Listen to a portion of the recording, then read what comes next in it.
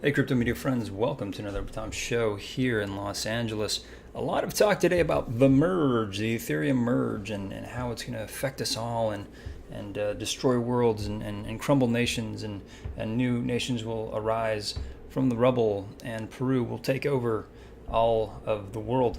You know, there's a lot of misconceptions about the place, and that's why we're here on the show. Please like, subscribe, hit the bell notification, because we're going to walk through those and we're going to talk through those points with our senior correspondent out in the our sort of DGen senior correspondent, Gaston Degeneré.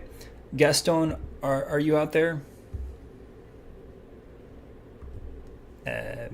Hello.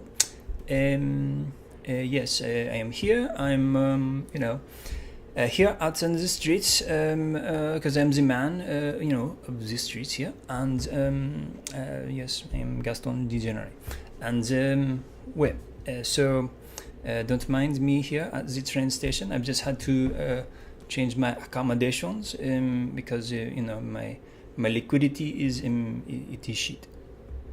That's really challenging. I'm sorry to hear that, Gaston. We hope the best for you, but if there's anything you need, please let us know. I think that talking about these sort of things, pales in comparison to taking care of ourselves, and sometimes that's lost on us. Thank you for your pity party, but I am fine here at the train station. I have a Starbucks back over here, and they throw away the trash like every day. Is crazy with this throwaway. So, talking about Ethereum, I mean, everyone's excited that it's going to be just so much faster, right? No, it's not going to be faster at all. It is be quite the same. Maybe 10% faster. The top estimate there. So there's no, it's not going to be faster. So is there? It's definitely gonna like save on gas, right? There's gonna be like way cheaper gas, right? You are wrong again, monsieur. The gas fees will stay the same. Well, it's not much cheaper. It's it's a change of mechanism. It does not expand the capacity. Okay. So I mean, but we are saving energy. This is what we're doing this entire thing for. We're saving energy. Estimates are 99.99% because we're losing these nodes, these heavy nodes with massive GPUs that have been taken out of our gaming computers and repurposed, for mining purposes. And so we're definitely getting our GPUs back, and we're going to save a ton of power, right? Well, I have no use of power here. It is of no consequence to me. I'm here at this train station. It is free electricity. I just have to wait for this gentleman over here to remove his USB, and then I can use it all I want. Well, let's go over some of the misconceptions about the Ethereum merge. Straight from the horse's mouth, really. If you go to ethereum.org, you can see a lot of the misconceptions, and even one that I had, which was really fascinating to me. Like right at the top, number one was a misconception about the merge. Running a node requires 32 ETH. I've always thought that. I had been saving. I was almost going to take a loan out back when Ethereum was 500. I'd just been mining with Bitcoin, and I was just like, oh, maybe I should, try and move, because I was looking for those opportunities to move from something that was proof of work that was on track for proof of stake. So I was looking at Avalanche and sort of, it was like, okay, ETH was gonna go proof of stake like a year ago, right? And so, it seemed like, okay, I'm gonna need 32 ETH to run a node. But here on the Ethereum.org, it says false. Anyone is free to sync their own self-verified copy of Ethereum. No ETH is required, not before the merge, not after the merge, not ever. Man, I want to find out more about that, but let's go through the misconceptions first.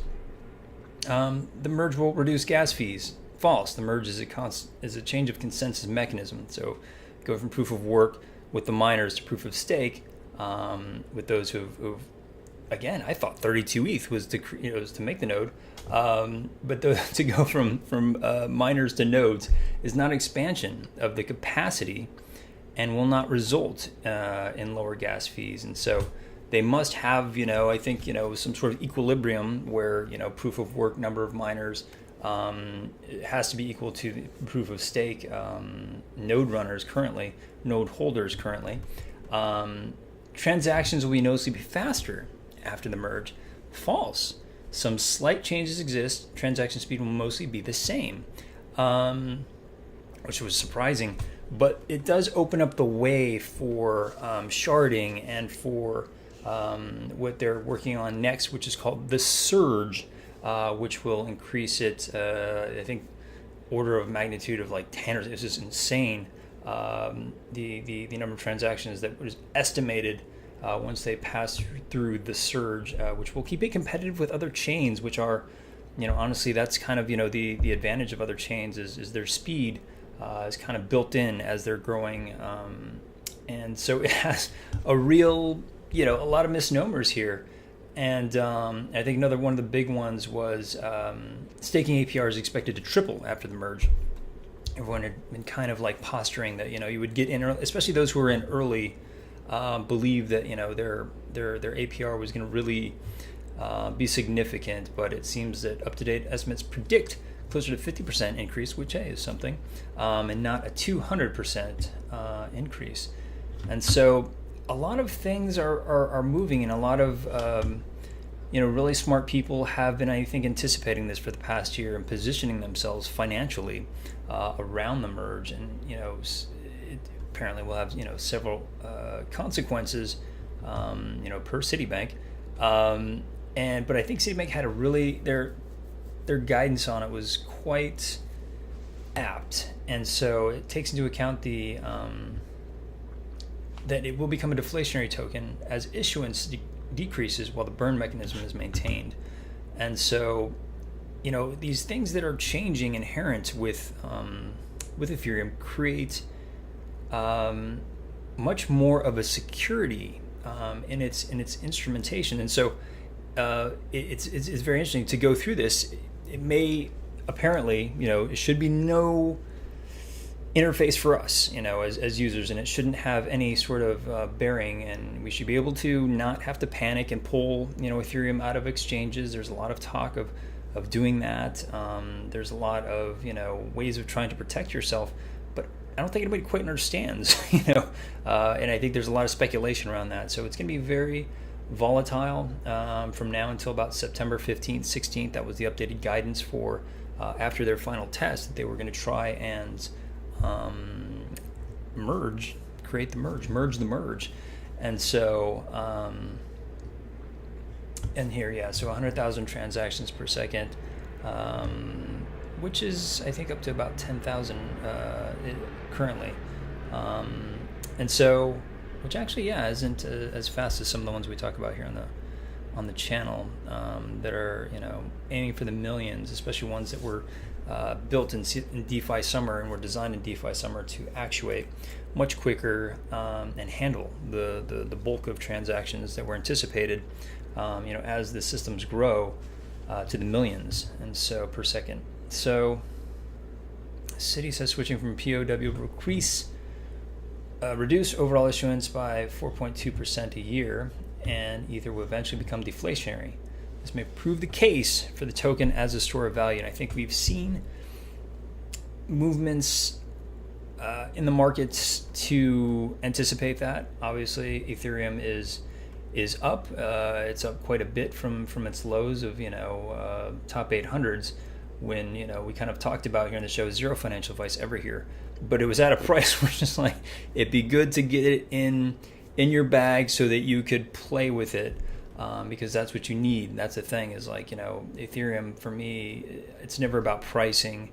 It's more about, can I get it at a price that I can leverage later for use in the system, in the Ethereum virtual machine, by way of, NFTs, and also, just the machinations. I mean, if we talk about 10K TF, just like getting your NFT and then crafting your NFT and doing these sort of things, I think that's going to evolve further and further as the metaverse evolves as well. And so a lot of misconceptions about the merge. I treat you to come to Ethereum.org to really get it from the horse's mouth, if you will.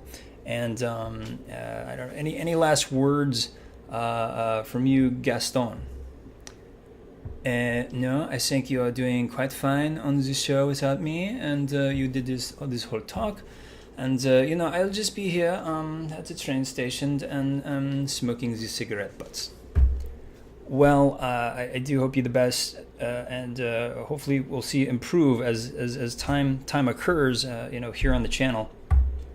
Well, this only will occur if I do my job, as you say, and I find you these big brands to work with. And I don't know why I got very, very German all of a sudden. But it's for me, it is about finding the brands that you like to make the mula, the luci. So until then, maybe I dance here, and they drop the coins for me. But I try to find the brand for you, and we make a nice show. Thank you, everybody, and we'll see you on the next one.